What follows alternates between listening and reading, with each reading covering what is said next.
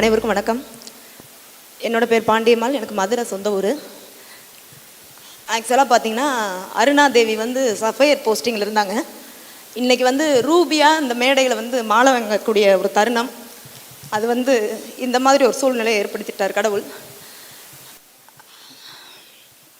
இவ்வளோ நாள் பார்த்தீங்கன்னா டிரான்ஸ் இண்டியாவை நான் எப்படி நினைப்பேன் அப்படின்னா, என் குடும்பத்துக்கு சோறு போட்ட ஒரு கம்பெனி, என் குடும்பத்துக்கு காரில் ட்ராவல் பண்ணக்கூடிய ஒரு கம்பெனி, அந்த மாதிரி தான் இவ்வளோ நாள் நான் நினச்சிட்டு இருந்தேன். ஆனால் இன்றைக்கி டிரான்ஸ் இண்டியாவை இப்படி உயரத்துக்கு நிமிர்ந்து பார்க்க வைக்கக்கூடிய ஒரு விஷயம்தான் இன்னைக்கு இந்த இடத்துல.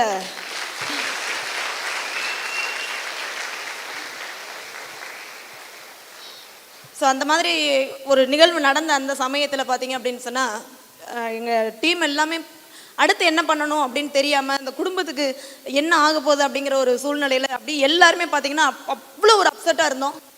ஸோ MC சிவகுமார் சார் இந்த இடத்துல ரொம்ப அவங்களுக்கு நான் அந்த இடத்துல நன்றி சொல்லிக்கிறேன்.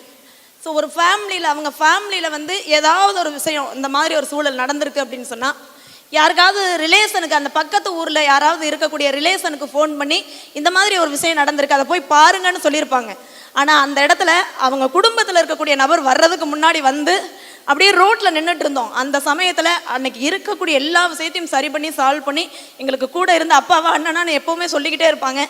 அதை அன்னைக்கு அந்த சமயத்தில் ப்ரூஃப் பண்ணாங்க, அதை உணர்ந்தோம். அவருக்கு இந்த இடத்துல நான் பெரிய ஒரு தேங்க் பண்ணிக்கிறேன்.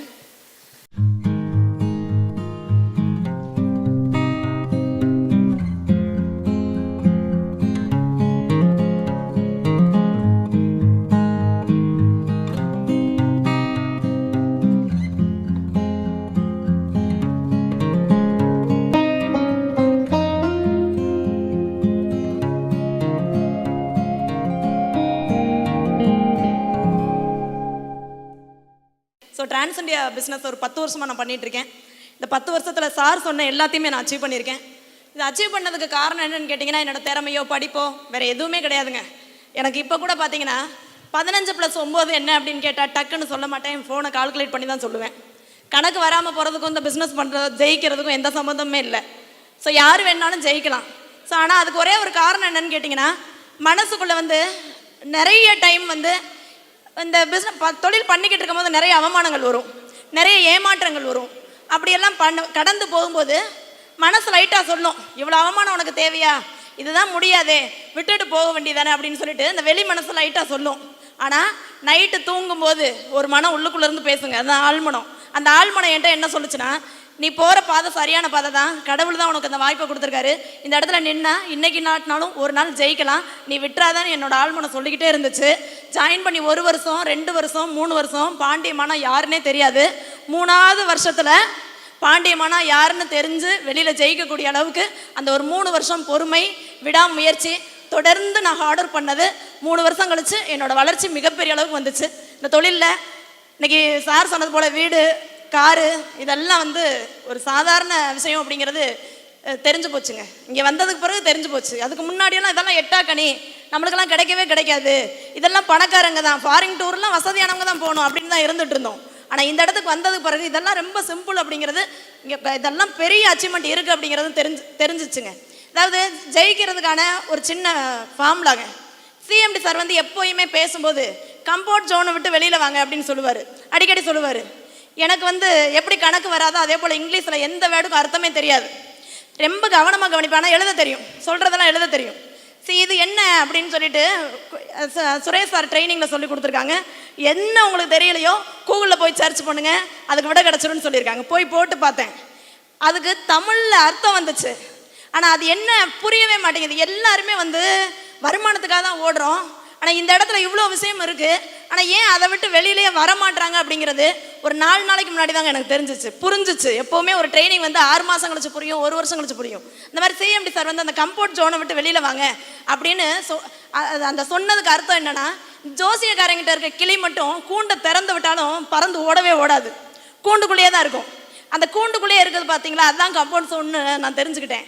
அது எவ்வளோ தான் திறந்து விட்டாலும் வெளியில் ஒரு கிண்ணத்தில் ஒரு 10 நெல் போட்டிருப்பாங்க, அந்த நெல்லை கொத்திட்டு திரும்பி உள்ளேயே போய் அடைஞ்சிக்கும்.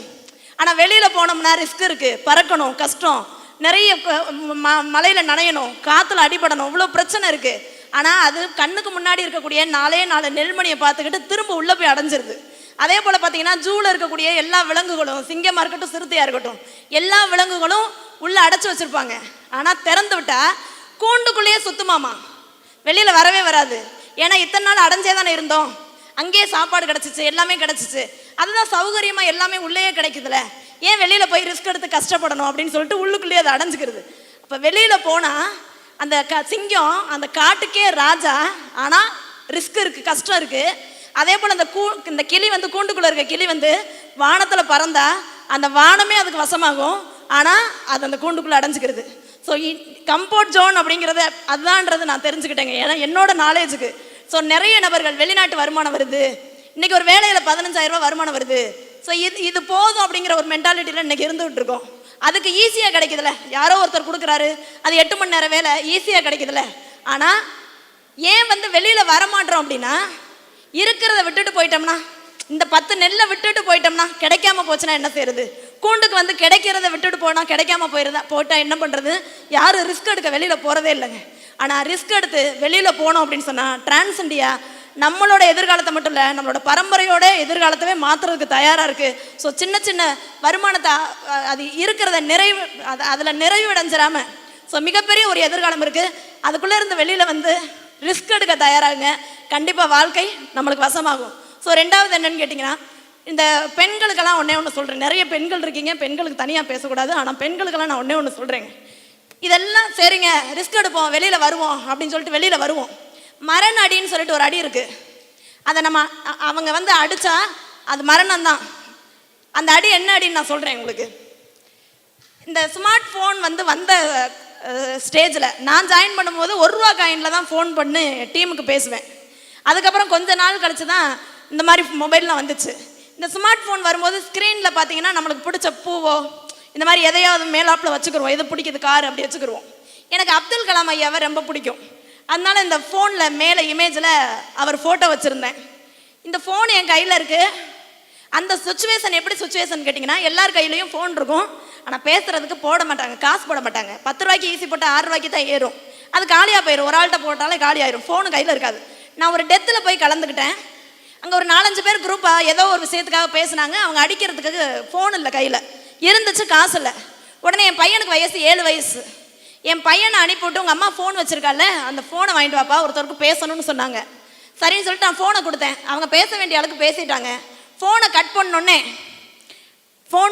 ஃபோனில் இமேஜ் இருந்துச்சு. யாரோட இமேஜுங்க? அப்துல் கலாம் ஐயாவோட இமேஜ்.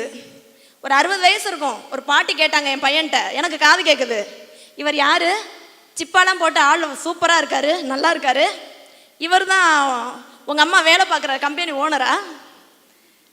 நல்லா சம்பளம்லாம் தருவாரா? அடுத்து ஒரு கேள்வி கேட்டுச்சு பாருங்க, வீட்டுக்கெல்லாம் வந்திருக்காரா அப்படின்னு கேட்டாங்கங்க. இதுதான் உலகம். அந்த அப்துல் கலாம் ஐயா யாருன்றது அவங்களுக்கு தெரியாது, நான் யாருங்கிறது அவங்களுக்கு தெரியாது. நீட்டாக புடவை கட்டிட்டு வெளியில் போனோடனே யாரை பேசுகிறோம், எங்கே பேசுகிறோம், எப்போ பேசுகிறோன்னு யாருக்குமே தெரியவே தெரியாதுங்க, பேசுகிறவங்களுக்கு தெரியாது. ஆனால் நம்ம வெளியில் போகும்போது இதுதான் மரணடி, இந்த வார்த்தையை சொன்னோன்னு என்ன பண்ணிடுவோன்னா, நம்மளுக்கு இந்த வேலை சரிப்பட்டு வராது, நம்மளை தப்பாக பேசுகிறாங்க. இது ஆண்களுக்கு சைட்லேயும் வரும், பெண்கள் சைட்லேயும் வரும். ஆண்களுக்கு நிறைய இந்த மாதிரி பிரச்சனை வரும். ஆனால் அதை அவங்க மரணடின்னு நினச்சிக்கிட்டு நம்மக்கிட்ட சொல்கிறாங்க. இந்த விஷயத்துக்கு காலம் மட்டும்தான் பதில் சொல்லும். 2 வருஷம் கழிச்சு அதே ஊரில் காரில் போய் இறங்கினேன். இந்திரா காந்தி அம்மா மாதிரி வந்து இறங்குறேன்னு சொல்லுச்சு அதே அம்மா.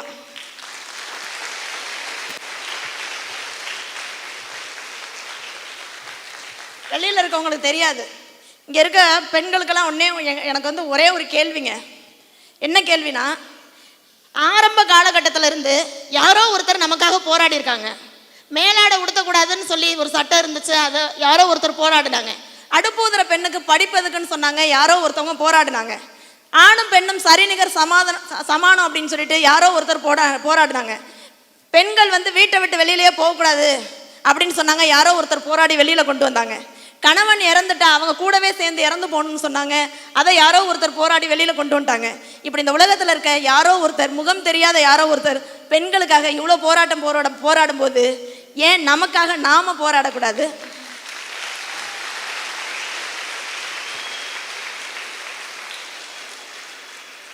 இன்னைக்கு பெண்களை வந்து ரொம்ப முக்கியமாக பேசுறதுக்கு என்ன காரணம் தெரியுங்களா?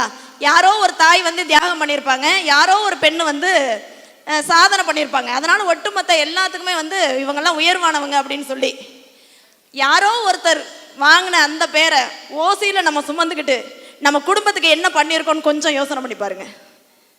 உங்கள் குடும்பத்துக்கு நம்ம ஏதாவது பண்ணினாதான் நம்ம குடும்பத்துக்கு, நம்ம அந்த குடும்பத்தில் பிறந்ததுக்கு ஏதாவது ஒரு அர்த்தங்க. எல்லா அம்மாவுக்குமே பார்த்தீங்கன்னா ஒரு ரொம்ப சந்தோஷமான விஷயம் இருக்கும், சங்கடமான ஒரு விஷயமாவும் இருக்கும். அது என்னன்னா, இதை மட்டும் சொல்லிட்டு முடிச்சிடுறேன் சார்.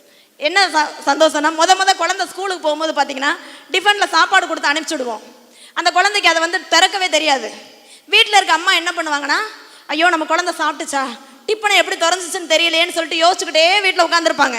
சாயந்தரம் எப்படா ஸ்கூல் விட்டு வரும், சாப்பிட்டியாப்பா, மிஸ் என்ன சொல்லி கொடுத்தாங்க, உன் பக்கத்தில் உனக்கு ஃப்ரெண்ட்ஸு கிடச்சிச்சா அப்படின்னு கேட்கணுன்னு எல்லா அம்மாவுக்கும் ஆசையாக இருக்கும்.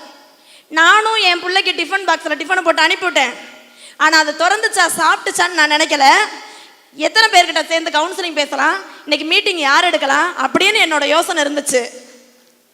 அதே போல் சாயந்தரம் ஸ்கூல் விட்டு வர்ற குழந்தைய நீ சாப்பிட்டுட்டியாப்பா என்ன சொல்லி கொடுத்தாங்கன்னு கேட்குற ஒரு சந்தோஷம் இருக்குது பார்த்தீங்களா, அது குழந்தை பிறக்கும் போது இருக்கக்கூடிய சந்தோஷம். அந்த சந்தோஷம் அதை நான் ஒரு நாள் கூட என் வாழ்க்கையில் அனுபவிக்கலை. ஒருவேளை அதெல்லாம் நான் அனுபவிச்சிருந்தா என் குழந்தை இன்னைக்கு காரில் ஸ்கூலுக்கு போகாதுங்க. என் குழந்தை காரில் ஸ்கூலுக்கு போகாது. அதெல்லாம் அனுபவிச்சுக்கிட்டு உட்காந்துருந்தா நான் ஆர்டினரி தாயாக இருந்திருப்பேன், ஒரு நல்ல ஹவுஸ் ஒய்ஃபாக இருந்திருப்பேன். ஆனால் இந்த கம்பெனியில் டிரான்ஸ் இண்டியா நம்ம பிஸ்னஸில் எத்தனையோ ஆண்கள் கோடீஸ்வரராக இருக்கலாம், ஆனால் முதல் பெண் கோடீஸ்வரியாக நான் மேடையிடுவேன். ஏறும்போது என் பையனும் பொண்ணும் சேர்ந்து ஏறுவாங்க. ஆனால் நான் வந்து வாசலில் வர்ற குழந்தைய எதிர்பார்த்துக்கிட்டு இருந்தேன்னா என் பிள்ளை மேடை ஏறாது. ஆனால் அதை தியாகம் பண்ணினேன். அதை தியாகம் பண்ணதுனால இந்த மேடை கிடச்சிச்சு. என் குழந்தைங்களுக்கு நிறைய விஷயங்கள் கிடச்சிச்சு. அதுபோல் இங்கே இருக்கக்கூடிய ஒவ்வொருத்தருக்கும் மிகப்பெரிய திறமை இருக்குது. திறமை இல்லாத என்னால் இந்த அளவுக்கு வர முடிஞ்சிருக்கு அப்படின்னா கண்டிப்பாக உங்கள் அத்தனை பேராலும் வர முடியும்னு சொல்லி இந்த இடத்துல பேச வாய்ப்பு கொடுத்த திரு ராஜா சார் அவர்களுக்கும், இவ்வளோ பெரிய வாய்ப்பை ஏற்படுத்தி கொடுத்த கம்பெனியோட சிஎம்டி சார் அவர்களுக்கும், எனக்கு கூடவே இருந்து சப்போர்ட் பண்ணி உன்னால் முடியும், ஜெயிக்க முடியும், உனக்கு திறமை இருக்குன்னு சொல்லிக்கிட்டே எனக்கு கூட இருந்து வழி நடத்துகிறேன் திரு MC சிவகுமார் சார் அவர்களுக்கும், ராஜேந்திரன் சாருக்கும், சுரேஷ் சார் அவருக்கும் இந்த இடத்துல நான் ரொம்ப நன்றி சொல்லிக்கிறேன். Thank you sir. என்னோட டீமுக்கு தான் ஃபர்ஸ்ட் தேங்க்ஸ். என்னோட டீமுக்கு தேங்க் பண்ணிக்கிறேன். Thank you sir. அன்புள்ளம் கொண்ட டிரான்ஸ் இண்டியாவின் லீடர்ஸ் அண்ட் டிஸ்ட்ரிபியூட்டர்ஸ், நமது நிறுவனத்தின் அதிகாரப்பூர்வ யூடியூப் சேனலான டிரான்ஸ் டியூபை உடனடியாக சப்ஸ்கிரைப் செய்து கொள்ளுங்கள். நமது நிறுவனத்தின் நிகழ்வுகளையும், நமது CMDயின் விளக்கங்களையும், நம் நிறுவனத்தின் புதிய தயாரிப்புகளின் விவரங்களையும், வியாபார நுணுக்கங்களையும் உடனுக்குடன் அறிந்து கொள்ள பெல் ஐகானையும் அழுத்தவும். நன்றி.